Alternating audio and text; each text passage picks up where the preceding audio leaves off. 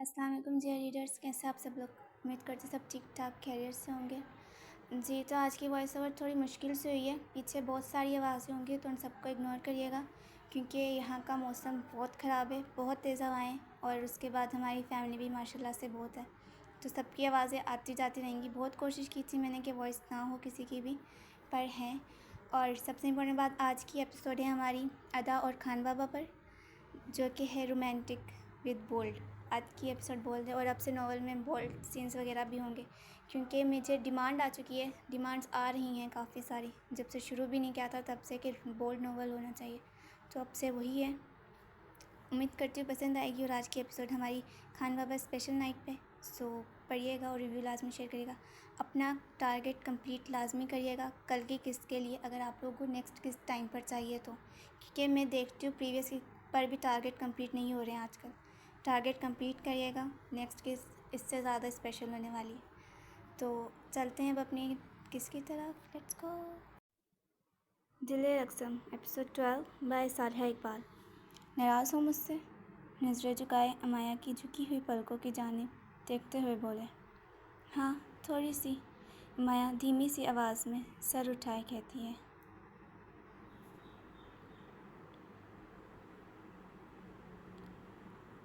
तफसीलन नहीं बता सकता हूँ इस वक्त, मैं इतना ज़रूर बता सकता हूँ गुड़िया, शादी करनी ज़रूरी थी इसलिए शादी की है।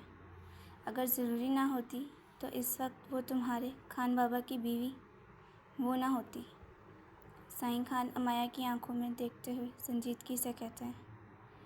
मैं नहीं जानती खान बाबा क्या ज़रूरी था उस वक्त आपके लिए, जो एक ऐसे शख्स का इंतखाब किया आपने अपने लिए जिसका नाम सुनना आप पसंद नहीं करते। पर दुआ है मेरी आपके लिए, वो आपका बेहतरीन इंतखाब। ज़िंदगी में ऐसे फ़ैसले बार बार नहीं लिए जाते। आपने जो फ़ैसला किया है वो इंशाल्लाह बेहतरीन होगा आपके लिए। माया मुस्कुराते हुए कहती है। इतनी बड़ी हो गई हो जो मुझे समझाने लग गई हो। साईं खान माया के सर पर हाथ रखते हुए बोलते हैं। सही और गलत की पहचान के लिए उम्र का ज़्यादा होना ज़रूरी तो नहीं। आजकल के दौर में बच्चे बच्चे को अपने लिए अच्छे और बुरे की समझ है, आप तो फिर भी बड़े हैं।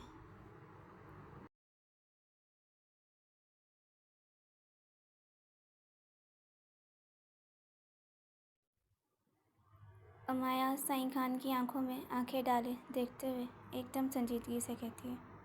मैं बड़ा हूँ इसलिए मुझे अच्छे और बुरे की समझ है।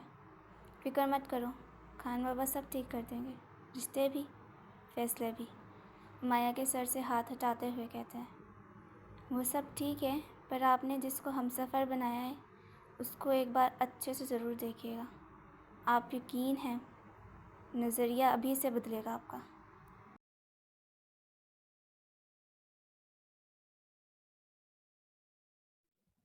अमाया की बात का मतलब साईं खान की समझ में नहीं आया था।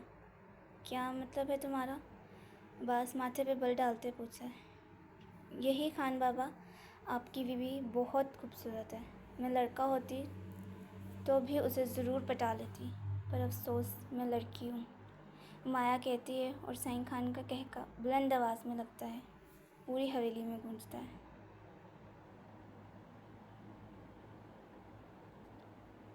बहुत शौक़ नहीं चढ़ रहा है तुम्हें शादी करने का?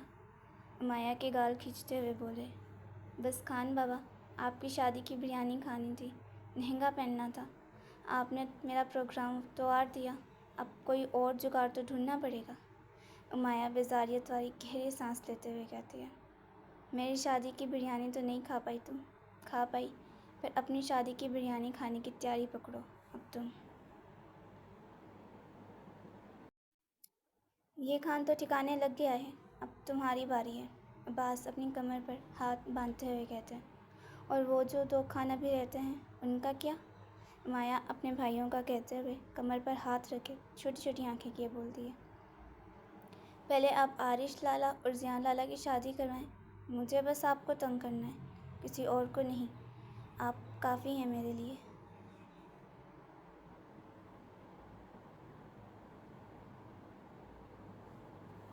माया हंसते हुए सर उठाए साईं खान की आंखों में देखते हुए कहती है और अपनी बात कहते ही मुस्कुराते हुए साईं खान को क्रॉस करती सीढ़ियों से ऊपर अपने कमरे का रुख करती है। नाश्ते से अब दिन का खाने डाइनिंग टेबल पर लग चुका था, पर खाने को खाने वाले लोग कोई भी डाइनिंग टेबल के गिर्द नहीं थे। हमज़ा ज़ियान आरिश को हवेली में ना पाकर साईं सीढ़ियों से उतरते हुए हवेली के दरवाजे के बाहर खड़े गार्ड को आवाज़ लगाकर अंदर बुलाते हैं।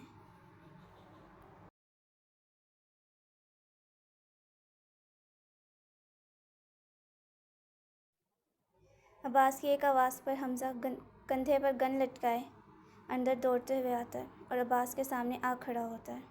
आरिश और ज़ियान कहाँ गए हैं? साईं सीढ़ियों से आगे हॉल में बढ़ते हुए पूछते हैं। साईं, वो पंचायत में गए हैं। पंचायत से भी एक आदमी आया था। आरिश लाला ने आपको बताने से मना किया था, इसलिए वो ज़ियान लाला को साथ लिए चले गए।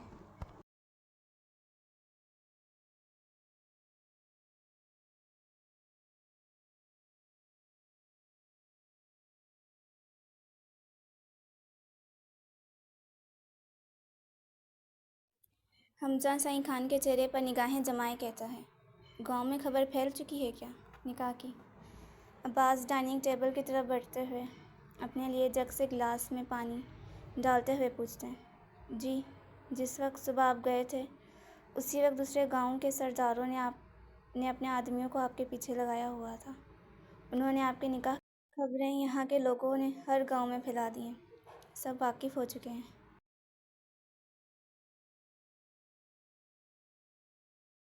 बहुत खूब, अच्छा है सब जान गए हैं। अब जानकर भी अनजान बने गलत कलाम करेंगे तो कमबख्तों की जान लेने से पहले मुझे सोच में नहीं पड़ना पड़ेगा। हमज़ा की बात सुनते हुए पानी का गिलास एक सांस में ही पी जाते हैं। पानी पीते गिलास ज़ोर से टेबल पर रखे अटल लहजे में कहता है, किधर गए हैं ये आरिश वाले? हमज़ा की तरफ एक कदम उठाए पूछता है। वो उसी पंचायत में जहाँ सब कल जमा हुए थे। हमज़ा पुरसुकून अंदाज में जवाब देता है, ठीक है चलो, सवाल मुझ पर उठे हैं तो जवाब देना मुझ पर लाजिम है, मेरे बच्चों पर नहीं। साईं खान हमज़ा के झुके हुए सर की तरफ देखते हुए तैश में कहते हैं और कहते ही हवेली से बाहर अपनी गाड़ी में खुद ड्राइविंग सीट पर सवार हवेली से बाहर निकल जाते हैं।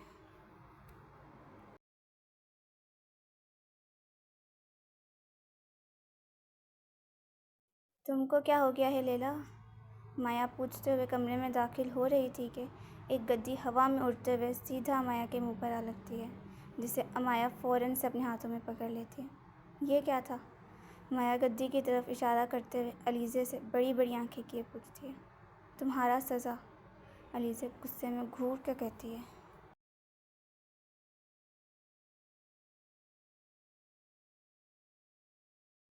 किस बात का सज़ा? माया पूछते हुए कमरे का दरवाज़ा बंद किए अलीज़े की तरफ बढ़ती है। हमारे पास ना होने का, अलीज़े मायूसी से कहती है और बेड पर दाईं तरफ पैर लटकाए बैठ जाती है। अरे मेरा प्यारी सी दोस्त गुस्सा कर गई है। सॉरी। बेड पर गद्दी फेंक के अमाया अलीज़े के पास बैठे उसके कंधे पर हाथ रखती है। बात ना करो हमसे, तुम भी उस जकूटा जिन से कम नहीं हो। वो भी तंग करता है, रुलाता है, और तुम भी।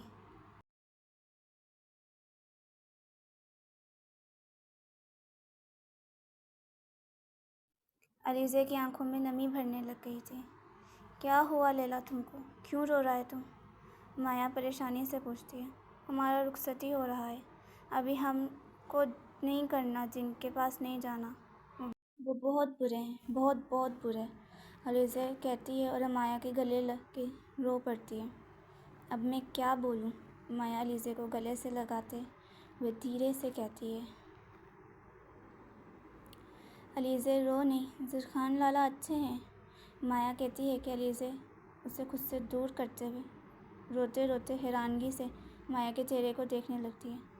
अलीज़े की आंखों में देखते हुए माया गला खंगारते हुए बेड से उतरने लगती है कि अलीज़े माया को बालों से पकड़े बेड पर ज़ोर से गिरा देती है और बेड से तकिया उठाए उसको मारने लग जाती है। तुमको कितनी बार कहा है उस दिन का साइड मत लिया करो मेरे सामने, तुम आज मरोगी।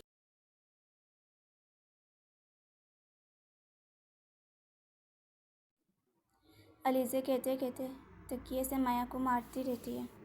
اچھا میں نہیں، سوری، غلطی سے نکل گیا بات میرے منہ سے، میری زبان پھسل گئی تھی، مارنا بند کرو ہم کو، مایا اسے روکنے کی کوشش کرتے ہوئے کہتی ہے، پر علیزہ رکتی نہیں اور اپنا غصہ مایا پر نکالنے لگتی ہے۔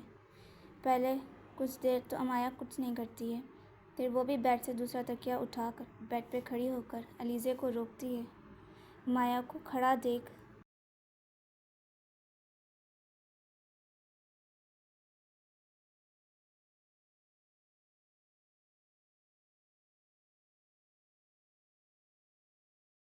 علیزہ بھی بیڈ پر کھڑی ہو کر مایا کے نرم بیڈ پر کودتے ہوئے دونوں لڑتے ہوئے ہنستے ہوئے ایک دوسرے کو ہنستے ہنستے مارنے لگ جاتی ہیں، اور اپنا موڈ فریش کرنے کے لیے مایا اپنے فون میں ہلکی سی آواز میں گانا چلائے۔ پہلے جن تکیوں سے ایک دوسرے کو مار رہی تھیں، اب ان کے ساتھ ڈانس کرتے ہوئے ایک دوسرے کے ساتھ ڈانس کرتے ہوئے مایا علیزہ کے موڈ کو ٹھیک کرنے لگتی ہے۔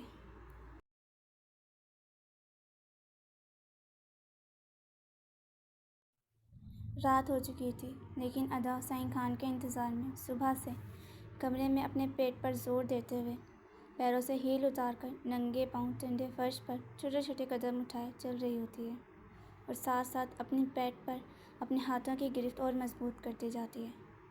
میں نے تو سنا تھا شادی کے بعد دلہنیں بیڈ سے قدم نیچے نہیں رکھتی ہیں، پر یہاں مجھ سے ایک پل کے لیے بیڈ پر بیٹھا نہیں جا رہا، بھوک سے حالت ہو رہی ہے میری ماں۔ ادا کمرے کی کھڑکی سے باہر آسمان کی طرف نم آنکھوں سے دیکھتے ہوئے کہتی ہے، میں ایک طوائف ہوں، اس لیے میرے ساتھ ایسا ہو رہا ہے۔ ادا اپنا مکمل رخ کھڑکی کی طرف موڑتے ہوئے بڑھتے ہوئے بولتی ہے، پر میں محنت کر کے کماتی ہوں، جسم فروش کر کے تو نہیں کماتی، اور نہ ایسے اپنے کوٹھے میں ہونے دیتی ہوں، پھر بھی سب کو مجھے دیکھ کر ایسا کیوں لگتا ہے؟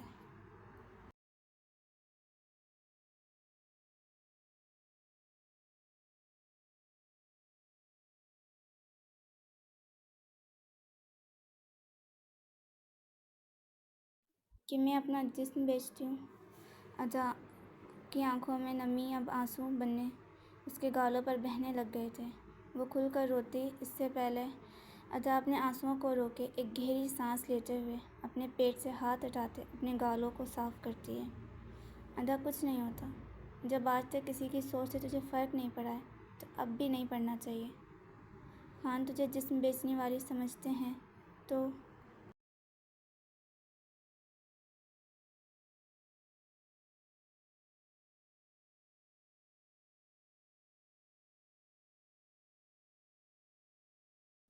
سمجھنے دے، صفائیاں پیش کرنے والے کام کرتی نہیں تو صفائیاں پیش میں کروں گی بھی نہیں۔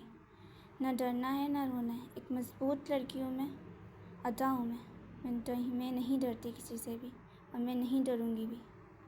ادا اپنے سر سے دوپٹہ اتارتے ہوئے کہتی ہے، اور کہتے ہی مڑ کر کمرے میں ڈریسنگ ٹیبل کی طرف بڑھے اپنے لہنگے کی چولی میں لگی پن کو کھولتے ہوئے دوپٹے کو مکمل طور پر اپنے آپ سے دور کیے بیڈ پر پھینک دیتی ہے۔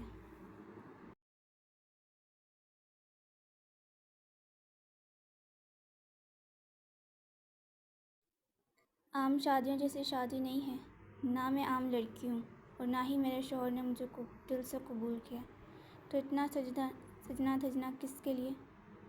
زندگی میں پہلی بار دلہن بنی تھی، تعریف کرنے کے بجائے آج بھی مجھے طوائف کا لقب دے دیا۔ ادا اپنے کانوں سے ایئرنگ اتارتے ہوئے کہتی ہے، خود کو آئینے میں دیکھتے ہوئے کہتی ہے، ایک ایک کیے اپنی ساری جویلری اتارے، ڈریسنگ ٹیبل پر رکھے ہوئے اپنے بالوں میں بندھا چوڑا آسانی سے کھولے ہوئے ادا اپنے بالوں میں ہاتھ پھیرتے ہوئے اپنے لمبے گھنے بال اپنی پوری کمر پر بکھیر لیتی ہے، اور مڑ کر دروازے کے ساتھ پڑے ٹیبل کے پاس زمین پر اپنے سوٹ کیس کی طرف دیکھتے ہوئے ادا لہنگا اپنے ہاتھوں میں پکڑے بڑھتی ہے اور جھک کر اپنا بیگ زمین سے اٹھانے لگتی ہے، پر اس کی ٹائٹ چولی کی وجہ سے اسے جھکا نہیں جا رہا تھا۔ ہلکا سا جھکتی ہے اور اس کی بازوؤں پر کمر پر کھچاؤ پڑنے لگ جاتا ہے جس سے جھکا نہیں جا رہا تھا۔ کیا مصیبت ہے یہ؟ اتنا ٹائٹ کیوں ہو گیا ہے یہ؟ ادا اپنی چولی کو پیر سے ڈھیلا کرتے ہوئے کہتی ہے، پر کوئی فرق نہیں پڑ رہا تھا، الٹا اسے مزید بے چینی ہونے لگ گئی تھی۔ وہی دروازے کے سامنے کھڑی ہوئی، اتنی ٹائٹ چولی میں اپنے بالوں کو اپنی کمر سے ہٹاتے ہوئے سارے بال آگے کی طرف کیے اپنی چولی کی زپ کھولنے لگتی ہے۔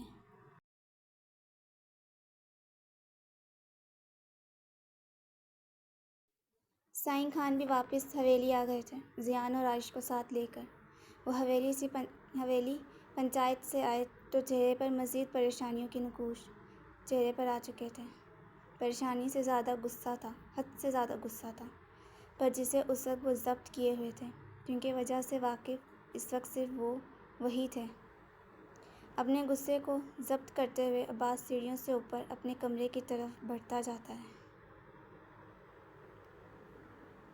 پنچایت کے لوگوں سے کچھ بات کیے عباس واپس حویلی پہنچے، اپنے کمرے کا رخ کرتے ہیں۔ وہ اپنے کمرے کے دروازے پر پہنچے تھے، ادا کے وجود سے وہ بالکل بے خبر تھے اس وقت، اس لیے کمرے کے دروازے پر بنا دستک دیے دروازے کو کھول دیتے ہیں۔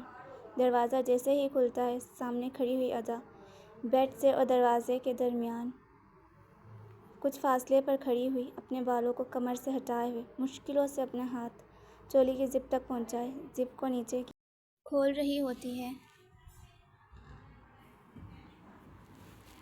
ادا کی چولی کی نیچے کی طرف جاتی ہے زپ پر سائیں خان کی نظر جاتی ہے۔ زپ دھیرے دھیرے نیچے جا رہی تھی اور عباس کی دھڑکنیں تیزی سے بڑھتی جا رہی تھیں۔ اپنے ہاتھ میں دروازے کے ہینڈل کو پکڑے ہوئے عباس اپنی دھڑکنوں پر قابو پانے کی کوشش کرتے ہوئے ہینڈل پر گرفت بڑھانے لگتے ہیں۔ ادا جو اپنے خیالوں میں گم بنا کسی کی موجودگی کو محسوس کیے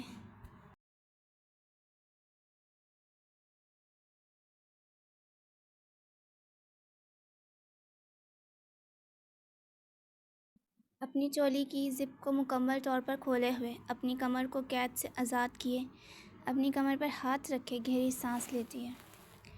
مکمل طور پر چولی جیسے ہی کھلتی ہے، ادا کی پوری کمر سائیں خان کے سامنے واضح ہو چکی تھی۔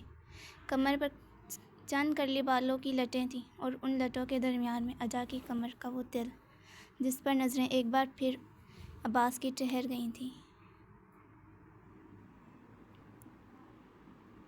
ادا کو اس حالت میں دیکھتے ہوئے عباس جلدی سے کمرے میں داخل ہوتا ہے اور کمرے کے دروازے کو بند کرتا ہے۔ اب کی بار دروازے کے بند ہونے پر آواز آتی ہے، جسے سنتے ہوئے ادا فوراً سے پلٹ کر دروازے کی طرف دیکھتی ہے، جہاں عباس دروازے کے ہینڈل کو ہاتھ میں پکڑے ہوئے اسے لاک کرنے کے بارے میں سوچ رہے تھے۔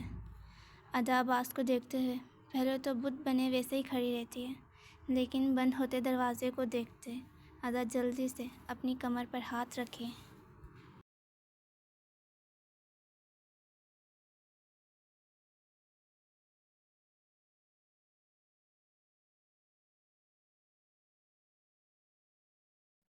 اپنی چولی کو بند کرنے کی کوشش کرتی ہے، پر وہ جو عباس سے چھپانا چاہ رہی تھی وہ پہلے ہی اس کی نظروں میں آئے عباس کے دل کو بے چین کر چکا تھا۔ آپ کب آئے یہاں؟ ادا اپنے قدم کو پیچھے کے بیڈ کی طرف اٹھاتے ہوئے پوچھتی۔ 3 منٹ پہلے، جب تم اپنی چولی کی زپ کھول رہی تھی۔ ادا کی بوکھلائے ہوئے چہرے کو دیکھتے ہوئے دروازے سے اپنا بایاں کندھا ٹکائے ہوئے کہتا ہے۔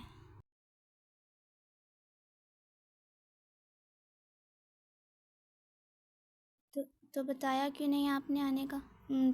میں سنبھال لیتی خود کو۔ ادا اپنے ہاتھوں سے زپ کو دوبارہ بند کرتے ہوئے عباس سے نظریں چراتے ہوئے کہتی ہے۔ اس کی ضرورت کیا ہے؟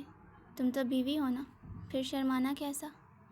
ادا کو ایک نظر سر سے پیر تک دیکھتے ہوئے کہتا ہے اور کہتے ہی دروازے کو لاک کرتا ادا کی طرف بڑھنے لگتا ہے۔ اس طرح سے مجھے آپ کی بیوی نہیں بننا ہے، ادا عباس کو اپنی طرف آتا دیکھتے ہوئے کہتی ہے۔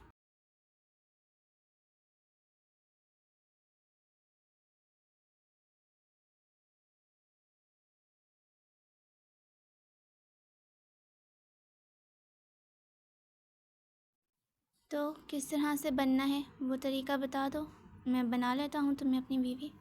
ادا کے سامنے کھڑے ہو کر اس کی آنکھوں میں آنکھیں ڈالے کہتے ہیں۔ آپ کو پتہ ہے پہلے ہی، پھر مجھ سے کیوں پوچھ رہے ہیں؟ ادا اٹھتی جھٹی پلکوں سے عباس کے چہرے کو دیکھتے ہوئے کہتی ہے۔ ہاں پتہ ہے مجھے، پر تمہارے منہ سے سن کر تسلی کرنا چاہتا ہوں کہ کہیں بعد میں تمہیں یہ نہ لگے کہ خان تمہارے ساتھ غلط کر رہا ہے۔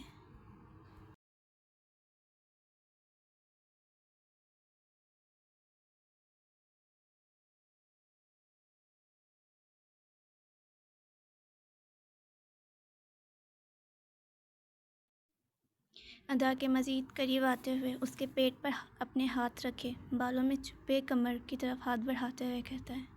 عباس کے ہاتھوں کا لمس اپنے پیٹ سے گزرتے ہوئے اپنی کمر پر محسوس کرتی ادا کی پلکیں عباس کی آنکھوں میں ٹکنے لگی تھیں۔ پھر عباس کے اس کے بالوں سے گزرتے ہوئے ہاتھ کو اپنی کمر پر اپنے بلاؤز کے پاس محسوس کرتی ادا گہری سانس لیتے ہوئے عباس سے دور ہونے کی کوشش کرتی ہے۔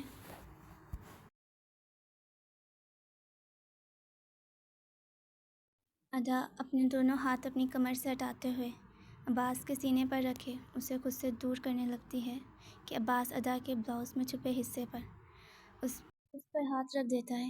یہ کیا کر رہے ہیں آپ؟ ادا عباس کے ہاتھ کو روکے اس کے لمس کو محسوس کرتی ادا کے دل میں اس کے پیٹ میں عجیب سی کیفیت پیدا ہو جاتی ہے۔ اپنے اتھل پتھل ہوتی سانسوں کو نارمل کرتے ہوئے بامشکل پوچھتی ہے۔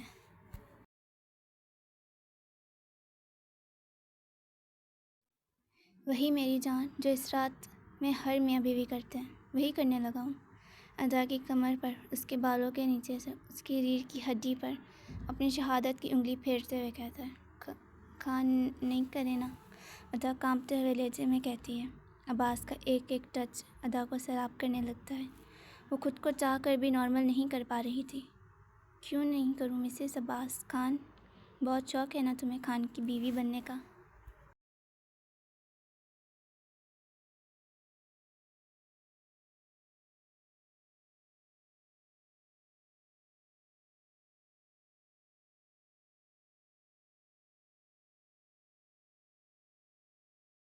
اس کی عزت لوٹنے کا آج میں تمہیں بتاتا ہوں۔ ایک خان کی عزت لوٹنا اور خان سے لٹوانے میں دونوں باتوں میں کتنا فرق ہوتا ہے۔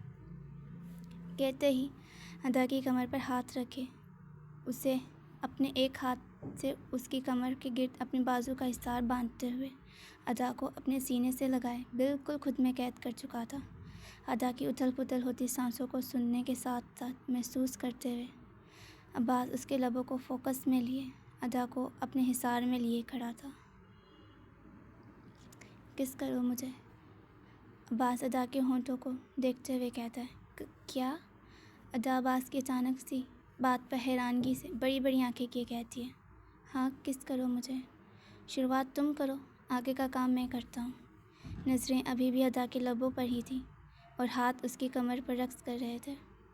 نہیں کریں تو پلیز چھوڑ دیں مجھے، ادا کانپتے ہوئے لہجے میں کہتی ہے۔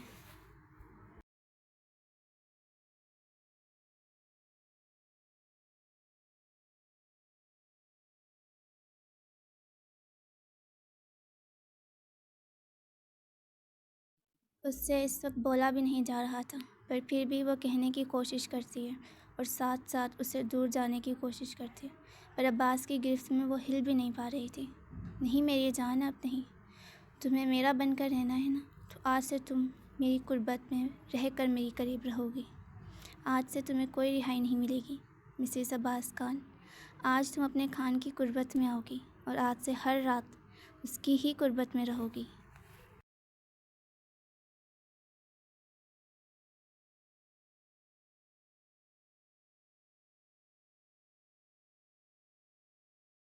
عباس نے کہتے ہی دوسرے ہاتھ سے ادا کے گردن کو اپنے ہاتھ میں پکڑے اس کے ہونٹوں پر قابض ہو جاتا ہے۔ عباس خان کا پہلا لمس اس کی اتنی قریبی کو محسوس کرتی ادا اس کے حصار میں کام کرے گئی تھی۔ ادا کی کمر کو چھوڑے ہوئے عباس اسے اپنی باہوں میں اٹھاتا ادا کی شرم سے جھکی ہوئی پلکوں کو، اس کی گہری گہری سانسوں کو دیکھتے ہوئے چہرے پر ہلکی سی مسکراہٹ سجائے عباس اسے بیڈ پر لے جاتا ہے اور بیڈ پر تکیے پر لٹاتے ہوئے دوبارہ اس کے لبوں پر جھکے اسے سانس لینے کا موقع دینے سے پہلے ہی عباس اس کے لبوں کو ایک بار پھر سے اپنے لبوں میں قید کر چکا تھا۔ اس بار اس نے لبوں پر سختی بڑھائی تھی۔ ادا عباس کی بڑھتی ہوئی شدت کو محسوس کرتے ہوئے اس کے کندھوں پر ہاتھ مارتے ہوئے اسے خود سے دور کرنے کی کوشش کرتی ہے، پر عباس اسے سانس لینے کا موقع دینے سے پہلے ہی ادا کے دونوں ہاتھوں کو اپنے ہاتھوں میں پکڑے اوپر کیے مضبوط گرفت میں پکڑے ہوئے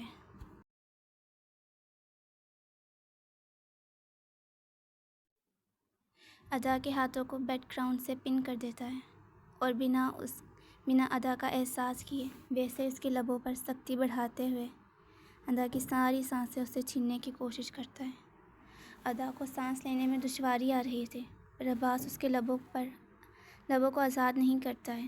جب لبوں پر شدتیں بڑھتی جاتی ہیں اور اس کے احسار میں بیڈ پر لیٹی ہوئی بن پانی مچھلی کی طرح پھڑپھڑانے لگ جاتی ہے، ادا کو اپنی قید میں پھڑپھڑاتے ہوئے دیکھ عباس اس کے لبوں کو آزاد کرتا خود بھی گہری سانس لیتے ہوئے 2 پل کے لیے ادا سے دور ہوتا ہے۔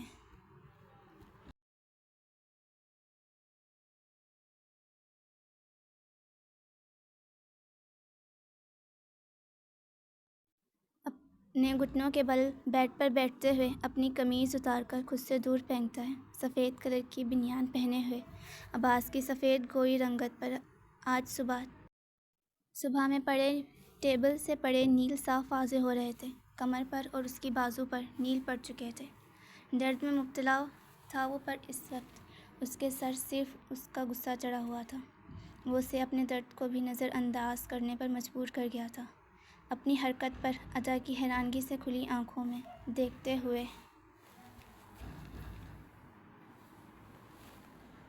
چہرے پر شرارتی مسکراہٹ سجائے دوبارہ ادا پر جھکنے لگتا ہے کہ ادا جلدی سے اٹھ کر عباس کے حصار سے نکلنے کی کوشش کرتی ہے، پر عباس ادا کے پیٹ پر ہاتھ رکھتا اس کے پیٹ پر جھکے اس کے پیٹ پر اپنا لمس چھوڑتا ہے، اس کے ہاتھ کو اپنے ہاتھ میں پکڑے اس کے خالی انگلیوں کی جگہ میں اپنی انگلیاں پھنسائے عباس دوبارہ ادا کے لبوں پر ہلکی سی شرارت کیے اس کی ٹھوڑی پر اپنا لمس چھوڑتا ہوا ادا کی گردن پر قابض ہوتا ہے۔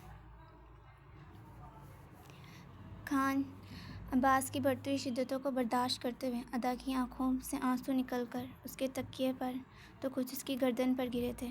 ادا کی گردن پر اپنے لب رکھتے ہوئے عباس اپنی آنکھیں بند کیے ہوئے تھا۔ ادا کے آنسوؤں کو اپنے لب پر محسوس کرتا عباس اسی پل ادا کی گردن کو آزاد کرتا اس سے پیچھے ہوا تھا۔ ادا کی آنکھوں میں نمی دیکھتے ہوئے عباس کچھ بولنے سے پہلے ہی اس کی آنکھوں پر اپنے لب رکھ چکا تھا۔ بس اتنی سے برداشت ہے تم میں؟ ابھی تو میں تمہارے دل پر نہیں پہنچا، تم پہلے ہی اتنی سی شدت پر برداشت کیے رو پڑی ہو۔ ادا کی آنکھوں کو تو کبھی اس کے لبوں کو دیکھتے ہوئے عباس ہلکی سی مسکراہٹ لبوں پر سجائے کہتا ہے، خان نہیں کریں تو چھوڑیں پلیز۔ ادا نم آنکھوں سے عباس کو دیکھتے ہوئے التجائی انداز میں کہتی ہے، پر اس کے آنسوؤں کا عباس پر کوئی اثر نہیں ہو رہا تھا۔ وہ ابھی بھی ظالم بنے اس پر جھکے ہوئے تھا۔ تمہارے پاس تو تجربہ ہے نا ویسے بھی یہ سب برداشت کرنے کا، پھر یہ آنسو کیوں؟ ادا کے کان کی طرف اس کے آنسوؤں کو بہتا دیکھ عباس اس کے کان کی لو کی طرف بڑھے ادا کے آنسوؤں کو اپنے لبوں سے چومتا ساتھ ہی ساتھ اس کے کان کی لو بھی چوم جاتا ہے۔ عباس کی حرکت پر ادا مضبوطی سے اپنی آنکھیں بند کر جاتی ہے۔ ابھی تو میرا ارادہ پوری رات شدتیں نچھاور کرنے کا تھا تم پر، تم نے تو ابھی سے ہار مان لی ہے۔ واپس ادا کے ہونٹوں پر اپنے لب رکھتا اس کی آنکھوں میں دیکھتے ہوئے کہتا ہے، آپ اتنا رومانٹک ہو، یہی کہنا چاہتی ہو نا؟ ابھی کہاں میری جان، ابھی تو تم میرے رومانس کے بیم سے بھی واقف نہیں ہوئے ہو، پر میں تمہیں اس سے بھی واقف کروانا ہے۔ خان چھوڑیں مجھے اب آپ۔ ادا اپنے آنسوؤں کو ضبط کرتی غصے میں کہتی ہے اور اپنے ہاتھوں کو عباس کے ہاتھوں سے نکالنے کی کوشش کرتی ہے، پر وہ اپنی ایک انگلی تک آزاد نہیں کروا پاتی ہے مکمل طور پر۔ اس کے حصار سے نکلنا تو بہت ہی مشکل تھا ادا کے لیے۔ فی الحال موڈ نہیں ہے میرا، عباس کہتے ہی ادا کی گردن پر واپس اپنے لب رکھتے اس کے کندھے تک آ پہنچا تھا، پر ادا کے کندھوں کو لہنگے کی چولی میں چھپے دیکھتے ہوئے ادا کی گردن کو آزاد کرتا پھر اس کے چہرے کی طرف آتا ہے، اس سے آزاد ہونے کا وقت آ گیا ہے۔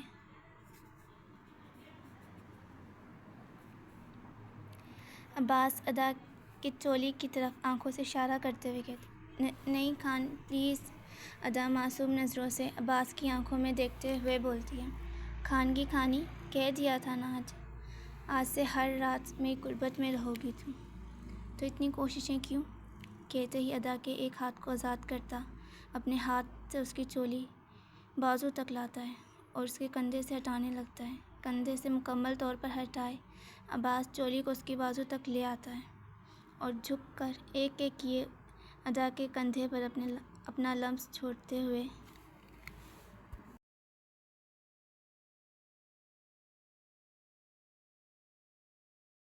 اس کے دل کے مقام تک پہنچتا ہے، پر وہاں سے اسے کپڑوں سے مکمل طور پر آزاد کرنے سے پہلے ہی عباس کی نظریں اس کے دل کے مقام پر تھیں، جو کندھے سے بلاؤز ہٹانے پر اس کی نظروں میں آ رہی تھی۔ عباس ادا کے دل پر اپنے لب رکھتا ہے کہ ادا اپنی آنکھیں مضبوطی سے بھین جاتی ہیں اور ساتھ ساتھ اپنے ہاتھوں میں عباس کے ہاتھ بھی، اپنے ہاتھوں پر ادا کے ہاتھ کی گرفت محسوس کرتا سعید خان مسکراتے ہوئے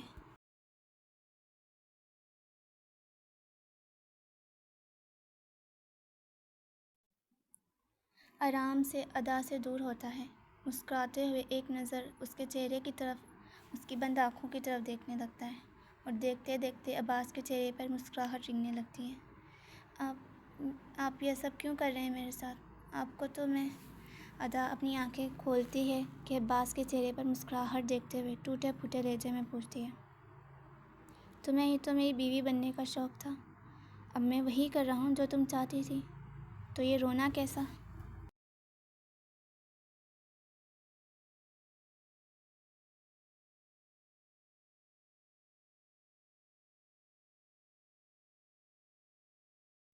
ادا کی آنکھوں سے بہتے آنسوؤں کو ہاتھ سے صاف کرتے ہوئے پوچھتا ہے، مجھے آپ کی بیوی بننا تھا، آپ کی رکھیل نہیں۔ میں بیویوں کی طرح عزت اور محبت کے ساتھ آپ سے جڑنا چاہتی تھی، اس طرح نہیں۔ ادا اب باقاعدہ روتے ہوئے کہتی ہے، تمہیں لگتا ہے کہ تمہیں مجھ سے وہ عزت مل سکتی ہے؟ تمہیں مجھ سے صرف میری قربت ملے گی، اور اب تب تک ملے گی مسز خان، جب تک تم خود مجھے رکنے کا، خود چھوڑ جانے کا نہیں کہتی۔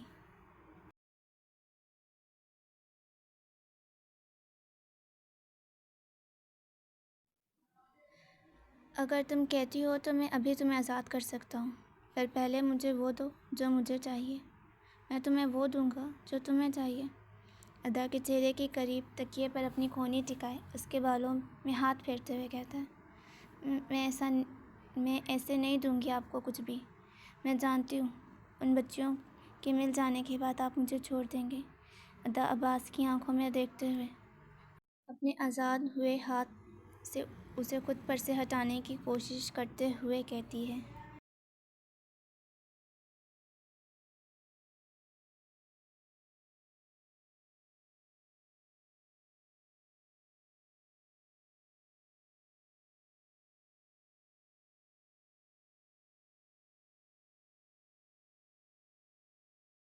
پھر میں بھی تمہیں وہ نہیں دوں گا جو تمہیں چاہیے، کرو برداشت پھر مجھے تب تک۔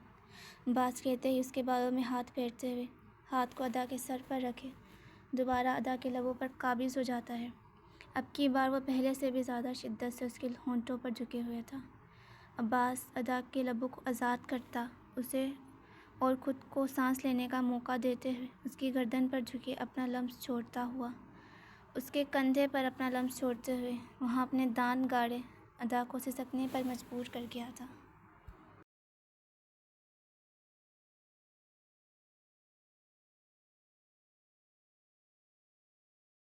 سعید خان جس قدر غصے میں پنچایت سے آیا تھا، اب آج اس کا سارا غصہ ادا پر نکلنے والا تھا۔ ادا کی ڈٹائی عباس کو مزید طیش میں مبتلا کر رہی تھی۔ نہ ادا اس کی بات ماننے کے لیے تیار تھی اور نہ ہی عباس اس کی۔ آج پوری رات عباس اس پر اپنی شدت نچھاور کرتا ادا پر قابض رہنے کا ارادہ کر گیا تھا، پر ادا کے رونے کی دھیمی سی آواز پر اسے سنتے ہوئے عباس کے دل میں عجیب کیفیت پیدا ہونے لگتی ہے۔ ادا پر اپنی گرفت ڈھیلی کرتا اس کی گردن آزاد کرتا عباس اسی پل ادا کے اوپر سے ہٹتے ہوئے بنا دوبارہ اس کی طرف دیکھے عباس زمین پر گری اپنی قمیض اٹھاتے ہوئے اسی پل کمرے سے باہر نکلے، ہاتھ میں قمیض لٹکائے سیدھا چھت کی طرف بڑھتا ہے۔ چھت پر پہنچتے ہی اپنے ہاتھ میں پکڑی ہوئی قمیض کو زور سے ٹیبل کے سامنے لکڑی کی کرسی پر پھینکتا ہے اور گہری سانس لیتے ہوئے جا کر ریلنگ کے پاس اپنا سر جھکائے کھڑا ہو جاتا ہے۔ یہ کیا کر رہا تھا میں؟ عباس اپنے بالوں میں ہاتھ پھیرتے ہوئے خود سے پوچھتا ہے۔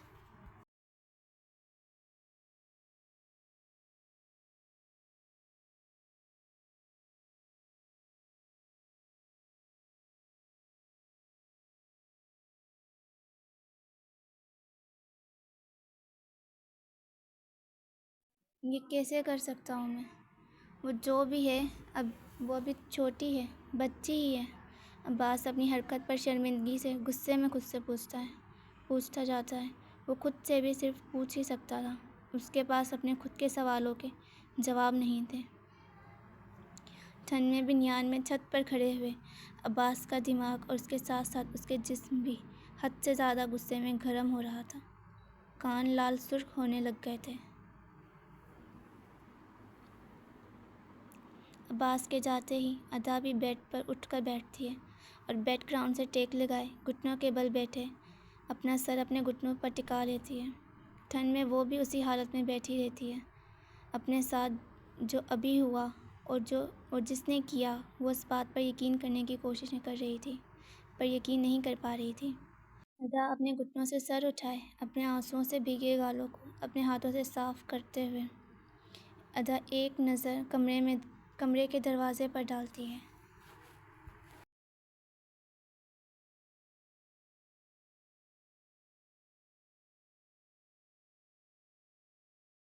وہ گہری سانس لیتے ہوئے خود کو کمپوز کرتی بیڈ سے اترنے کے لیے پیر زمین پر رکھتی ہے، پر اپنے پیروں پر گھنگرو والی جگہ پر زخموں کے نشانات دیکھتے ہوئے ادا کی آنکھوں میں نمی بھرنے لگ گئی تھی۔ آنکھوں سے آنسو بہتے اس سے پہلے ہی ادا اپنے پیروں سے نظریں ہٹا کر بیڈ سے اٹھ کھڑی ہوتی ہے اور دوبارہ اپنے سوٹ کیس کی طرف بڑھتی ہے۔ زمین پر بیٹھے وہ اپنے بیگ کو کھولے اپنے لیے کپڑوں کو نکالنے لگتی ہے، پر سوٹ کیس کھولے ادا اپنے کپڑوں کی طرف دیکھتی ہے اور اپنا سر جھکا لیتی ہے۔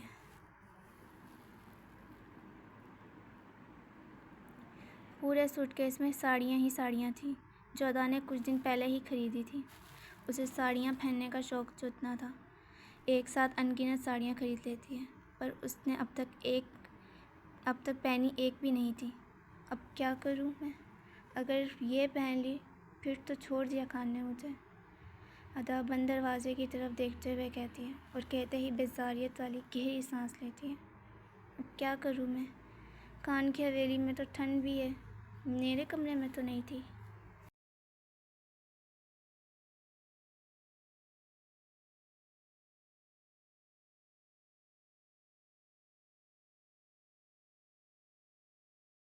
ادا پورے کمرے کی بالکنی کی طرف دیکھتے ہوئے کہتی ہے، جہاں کے دروازے تو بند تھے لیکن پھر بھی کمرے میں ہوا آ رہی تھی۔ کیا پہنوں میں؟ ادا خود سے پوچھتے ہوئے عباس کی الماری کی طرف دیکھتی ہے اور دیکھتے ہی فوراً سے اٹھ کھڑی ہوتی ہے، الماری کی طرف بڑھتی ہے۔ الماری کھولتے ہی ہے کہ پوری الماری میں کاٹن کے کپڑے پریس ہوئے پڑے تھے اور ان کے اوپر کے کوٹ بھی۔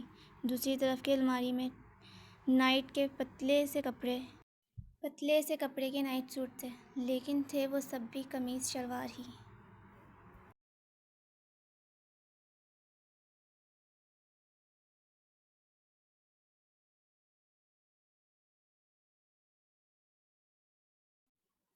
الماری کے تیسرے خانے میں بھی کچھ کپڑے فولڈ ہوئے پڑے تھے، پر سب کے سب قمیص شلوار ہی تھیں۔ باقی شالیں تھیں جو تینوں خانوں میں بھرے پڑے تھے، لیکن ٹراؤزر شرٹ ایک بھی نہیں تھا۔ بندہ ایک تو ٹراؤزر شرٹ ہی رکھ لیتا ہے۔ اب میں یہ پہنوں گی تو پھر صبح یقیناً مجھ پر چڑھائی ہوگی ان کی، ادا عباس کے کپڑوں کی طرف دیکھتے ہوئے ہارے ہوئے انداز میں کہتی ہے اور کہتے ہی اپنی آنکھیں بند کیے عباس کے نائٹ سوٹ میں سے ایک بلیک کلر کا سوٹ نکالے بنا کپڑوں کی طرف دیکھے دوڑتے ہوئے واش روم میں گھس جاتی ہے۔